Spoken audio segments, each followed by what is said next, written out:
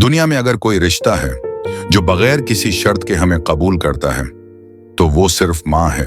माँ वो है जो हमें बोलना सिखाती है मगर खुद हमारी एक चीख पर खामोश हो जाती है। वो हमें चलना सिखाती है और हम जब बड़े हो जाएं अक्सर इसी माँ को चलने में सहारा देना भूल जाते हैं।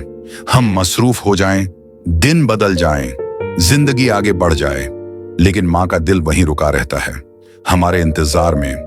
उसकी जिंदगी में खुशी तब होती है जब हम घर में होते हैं और उसकी भूख तब खत्म होती है जब हम खाना खा लेते हैं। माँ के हाथ जब दुआ के लिए उठते हैं तो तकदीर भी बदल जाती है। आज हम घर भी जाएं तो वो दिल ही दिल में रोती है मगर जाहिर नहीं होने देती।